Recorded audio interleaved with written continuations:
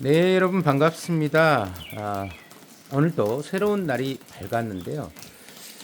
예보에는 새벽에 비가 그칠 것이라고 해서 제암산을 좀 올라갔다 올까 싶었는데 아직도 비가 그치지 않고 있네요.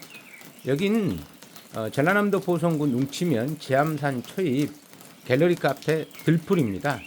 이 주인장이 선형수 민주연구원 부원장인데요.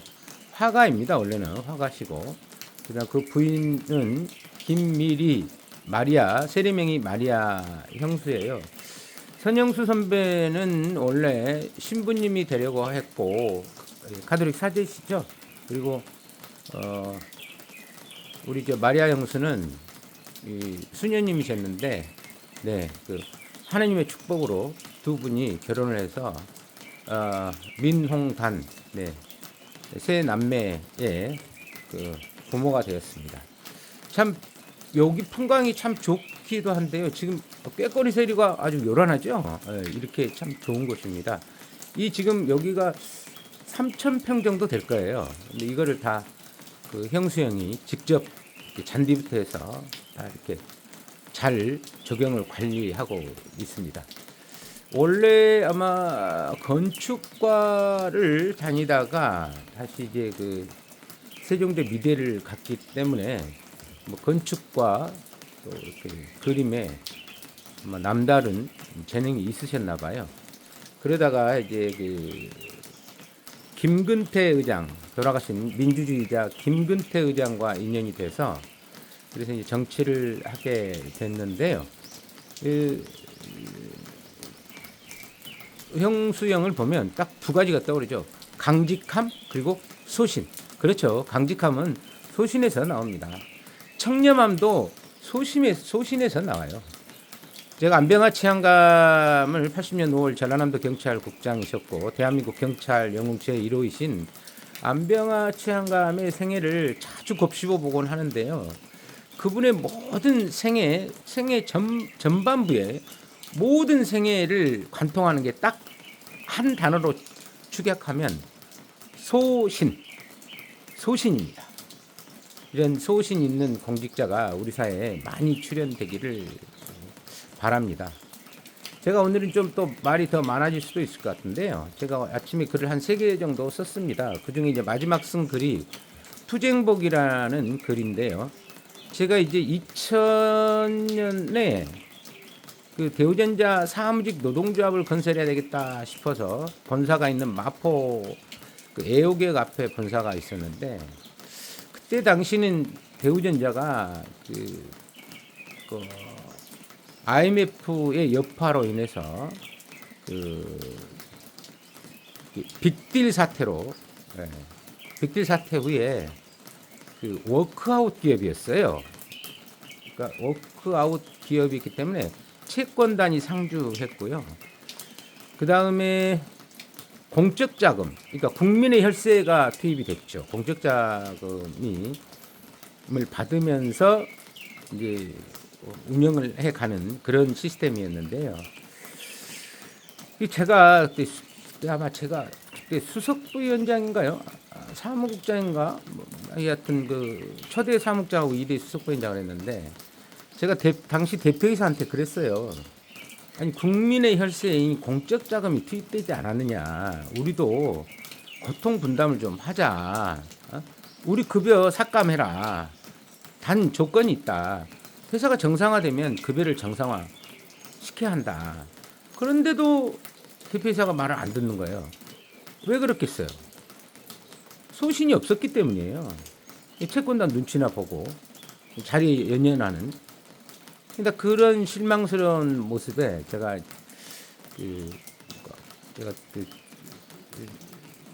노동운동 하다가 이제 그 실망스러움에 이제 퇴직도 하게 됐는데요. 그때에 아연 시장이 바로 회사 뒤에 있었거든요.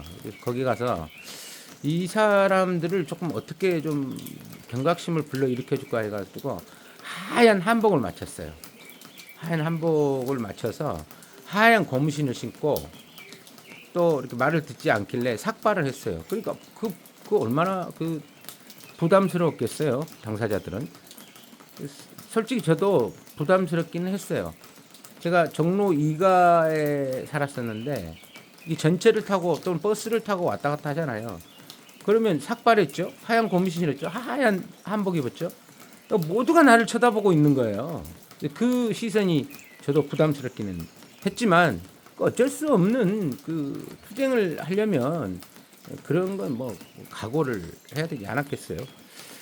그런데 이제 그 퇴직을 하고 저는 그 옷을 입으려고는 전혀 생각을 못했습니다.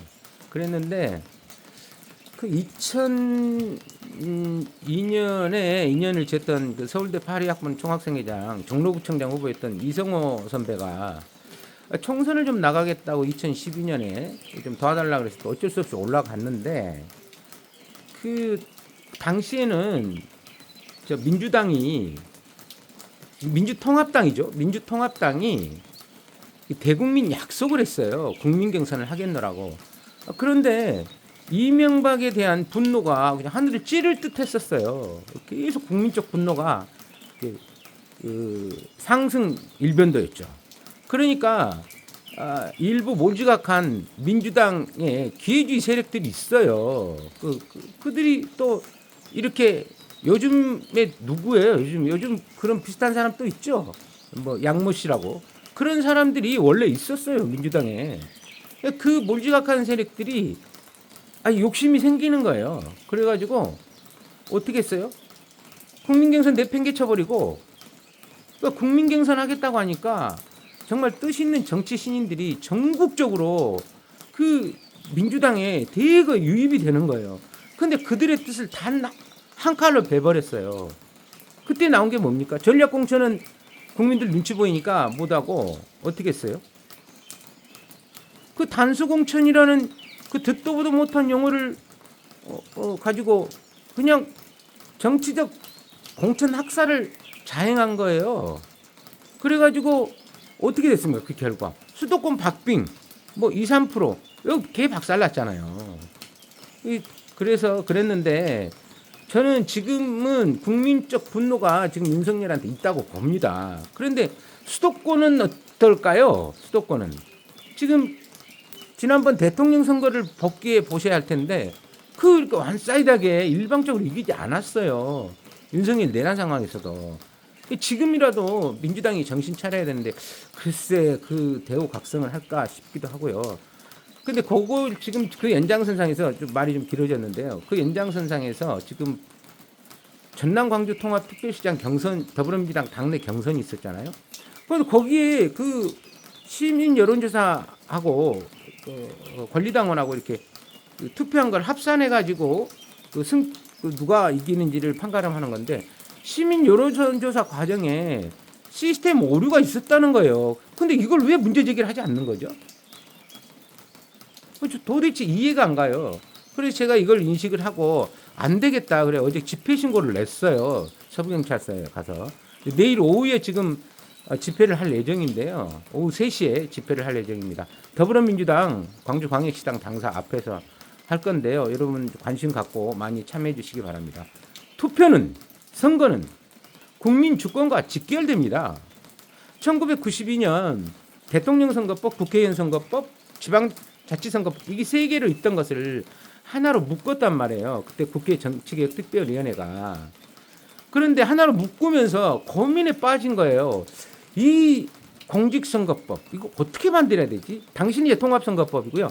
그게 이제 나중에 지금 현재 공직선거법으로 바뀐 거거든요. 그래서 전 세계에 정치 선진국을 연구를 했어요. 그 국회 정치개혁특별위원회가.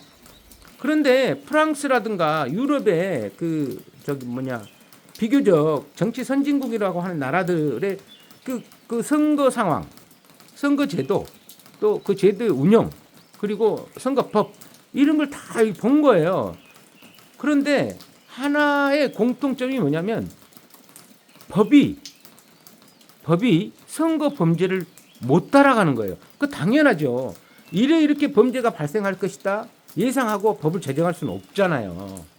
그래서 법이 범죄를 따라갈 수가 없는 거예요. 그건 어쩔 수 없어요. 그런데 이제 이렇게 보던 중에 연구를 하던 중에 영국과 미국 법이 매우 이렇게 특별한 게 있었어요. 그래서 영국과 미국 법, 그러니까 영미법을 이렇게 차용을 합니다. 그래서 공직선거법 당시 통합선거법을 제정을 하는데요. 그 공직선거법의 제정 정신이 뭐냐면 적법 절차의 원칙이에요. 그 적법 절차의 원칙을 풀어서 말씀드리면 이거 잘 들으셔야 됩니다. 고의가 아니라 실수라고 하더라도 절차상의 문제가 발생하면 선거를 무효화한다. 이게 우리 대한민국 공직선거법의 제정 정신이에요. 매우 강력한 법입니다. 그래서 그거에 근거하면 이번 이 모든 민주당뿐만 아니라 다른 모든 정당은 대한민국 공직선거법을 준용을 해요. 경선을. 그 벗어나면 대한민국 공직선거법의 범주를 벗어나면은 사회적 혼란이 야기될 거 아닙니까? 그래서 그 공직선거법을 준용을 하거든요. 그럼 그 공직선거법의 제정 정신을 그대로 이입시키면 어떻게 됩니까? 절차상의 문제가 발생되면 고의가 아니라 실수라고 하더라도 절차상의 문제가 발생되면 선거를 무효한다. 이렇게 적용을 해야 되는 거 아니겠어요? 그건 두 번째 문제치고 일단 진상 파악은 해야 되지 않겠습니까? 진상 파악을 해서 사실대로 광주 전남 시도민들께 보고를 하고 이렇게 이런 현상이 발생됐는데 이렇게 했습니다라든가 뭐가 있어야 될 거 아니에요. 그런 거 하지 않고 이걸 그대로 지방선거로 그대로 가겠다? 이거는 민주당의 오만 불선이지요. 이거는 광주 전남 시도민을 희롱하는 겁니다. 농락하는 거죠. 이런 현상이 반복되잖아요. 그러면 또 민주당이 볼모가 될 수밖에 없어요. 선거 때는 주인인데 선거 끝나면 우리가 주인이 아니라 머슴제로 교체가 돼요. 언제까지 이런 이 악순환을 반복하실 거예요. 안 되겠죠. 이 부분과 관련해서 기사 검색하면 나옵니다. 기사 검색 한번 해보세요. 전남 광주 통합특별시장 뭐 시스템 오류라든가 이런 식으로 해가지고 검색어를 통해서 제가 이 문제를 정리를 한번 해볼게요. 그래서 페이스북이나 SNS를 통해서 제가 여러분들께 알려드리겠습니다. 그 전에 그 세계일보 기사가 나왔어요. 세계일보의 김선덕 기자인가요? 그분이 취재를 잘 했더라고요. 세계일보에 뭐 민주당 전남 광주 통합특별시장 시스템 오류, 뭐 경선 오류 뭐 이런 거를 한번 검색어로 이렇게 검색해 보시면 아마 이렇게 찾아볼 수 있을 거고요.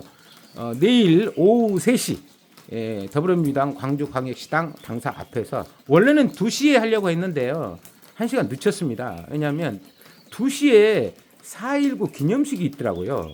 그래서 제가 미처 그 생각을 못해서 보통 기념식은 오전에 하는데 4.19 기념식은 오후에 하더라고요. 그래서 오후 2시 하기 때문에 제가 1시간 늦춰서 오후 3시에 더불어민주당 광주광역시당 당사에서 하도록 하겠습니다.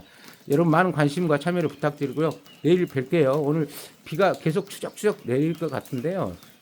이렇게 여름으로 가는 이렇게 봄 환절기에 감기 조심하셔야 합니다. 항상 생각보다 이렇게 따뜻하게 입고 다니시고요.